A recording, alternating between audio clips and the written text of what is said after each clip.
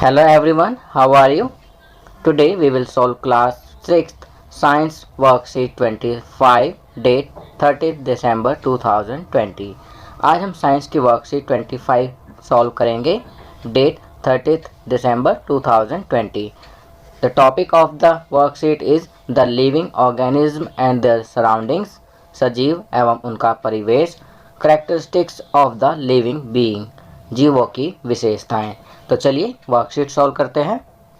Is food the need of all living beings? क्या भोजन सभी की आवश्यकता है? To ensure proper energy for growth of an organism they need to have food. भोजन वृद्धि में सहायता करता है जिसके लिए भोजन जरूरी है। The same energy is needed to perform the other life process in them. सजीवों को उनके अंदर होने वाले अन्य जैव प्रक्रमों के लिए ऊर्जा की आवश्यकता है। Plants also make the food through the process of photosynthesis. इसी प्रकार पौधे भी वृद्धि के लिए अपना भोजन प्रकाश संश्लेषण प्रक्रिया के द्वारा करते हैं। Let's exercise right the type of food the following animals eat. आओ अभ्यास करें, नीचे दिए गए जीव भोजन में क्या खाते हैं। तो बच्चों बताइए, कैट, व्हाट डज कैट ईट? तो यहाँ हम लिखेंगे मीट, मिल्क, चपाती। तो कैट क्या खाती है? दूध पीती है, रोटी खाती है और चूहा पकड़ती है, चूहा खाती है, मीट खाती है। वी कैन राइट है मीट ऑल्सो। बी पर है एंट। एंट क्या खाती है? चींटी क्या खाती है बताओ बच्चों? यस करेक्ट, चींटी खाती है शुगर, मीठी चीज़ें, मिठाई इत्यादि कोई भी मीठी चीज़ होगी चींटी खा लेती है। प्लांट्स, पेड़ पौधे भी छोटे छोटे खा लेती है। And pieces of food, meat etcetera. तो खाने के टुकड़े, भोजन का कोई भी टुकड़ा होगा, मीट का कोई भी टुकड़ा होगा तो वो चींटी खा लेती है। नेक्स्ट सी पर है डियर। डियर क्या खाता है? Grass, leaves, plants. तो घास, पेड़ पौधे, पत्ते, ये सभी चीज़ें डियर खाता है। चलिए आगे बढ़ते हैं। Have you observed how the living organism grow? क्या सजीवों में वृद्धि होती है? All living organism grow in size day by day. सभी सजीवों में दिन प्रतिदिन वृद्धि होती है। Growth happens in the form of change in shapes and sizes of living organism. वृद्धि के रूप में सजीवों के आकार में बदलाव आता है। Now questions, name any 5 things in which you do not see growth. किन्हीं 5 चीज़ों के नाम लिखें जिनमें वृद्धि नहीं होती है।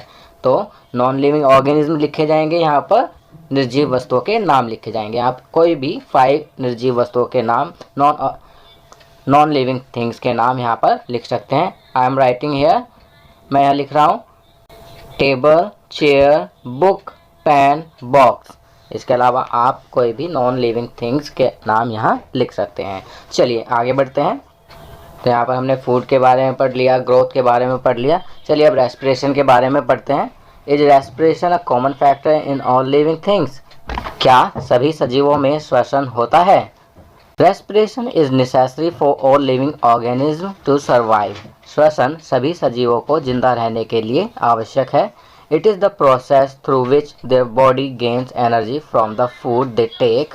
ग्रहण किए गए भोजन से श्वसन के द्वारा ही हमारे शरीर को ऊर्जा मिलती है।